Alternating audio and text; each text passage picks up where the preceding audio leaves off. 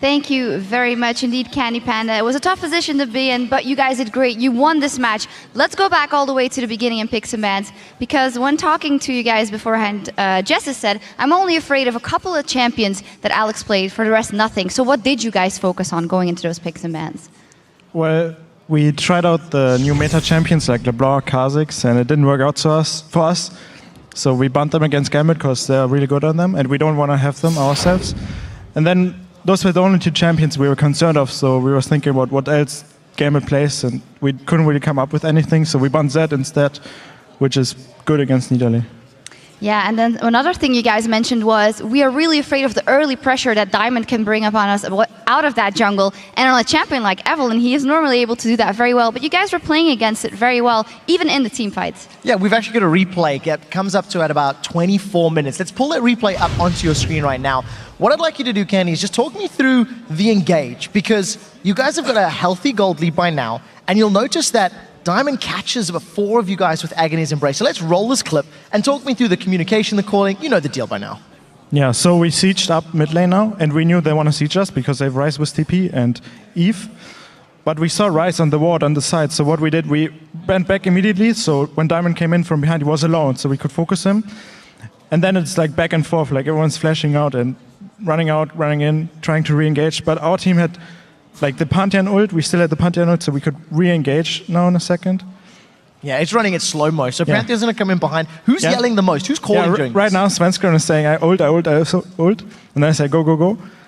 And then we just kill them. Like, we had just more re-engage, more strong re-engage after the initial fight went out. And here I just wanted more KDA, so I went for the kill on Thresh. Is this the way you guys wanted to play the composition? Wait for Gambit to engage and then re-engage? Or did it simply just happen that way by chance? Yeah, like with our comp, we had Nidalee and Lucian. Okay, like the way we could engage was tower dive them, but we didn't want to risk it, so we just said, okay, let them engage. I mean, Ryze, like Alex did it really well. He always came from the side with Eve, and it was really strong. Like in the top fight later on, like we almost die, we almost wipe. So he did it really fine, but in the end, like we had too much of a gold lead that I could really do anything. And once the 2 imps were down, we could just go bottom. Like every one of us bought a pink trinket, so we can avoid everything around us. So Eve can flank us, and then we just closed out the game. You guys did close out the game. Very important win with what's coming up the next weeks, of course, for you guys. You guys are now tied for first with Alliance and Fnatic. You lost to Alliance earlier today, though, and also last week versus Rocket. There was a bump in the road.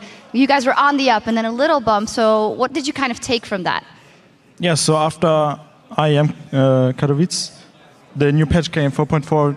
It changed a lot of champions. It nerfed our preferable combo and like our preferable combos. And then we had to find new stuff. We tried a lot with the meta champions like Kha'Zix, LeBlanc, etc. It doesn't work for us. So this game, we wanted to do it with Alliance already, get back to our old style, to our comfort picks. It didn't work out so well, so we really tried to do it this game with the Leona Pantheon. And it worked out way better than the other games. Like, I think after we were on a, like 11 games and we won like 9 out of them, the new patch came and it was really bad for us, so we had to adjust to it. Yeah, we have seen before how that can totally mess up the plans of teams, but you guys are adjusting very well. Congratulations once again, and also on that first place. And now we're going to head back over to D&D to see where the teams stand in the standings.